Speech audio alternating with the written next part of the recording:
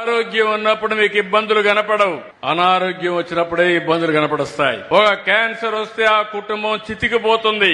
ఒక అనారోగ్య సమస్య వస్తే మీరు కాదు బాధపడేది, మీ ఇంట్లో అందరూ బాధపడతారు. మిమ్మల్ని హాస్పిటల్ తీసుకెళ్లాలి, మళ్లీ తీసుకురావాలి. ఓసారి క్యాన్సర్ లాంటి వ్యాధులు వస్తే లక్షల రూపాయలు. కొన్ని ఇటీవల కాలంలో చూస్తా ఉంటే నాకే ఆశ్చర్యం వేస్తుంది. ఒక్కొక్క వ్యాక్సిన్ 20 కోట్లు 30 కోట్లు. మనిషిని బ్రతికించుకోవాలి, 30 కోట్లు కావాలి. పేదవాళ్లకు దిక్కు లేదు.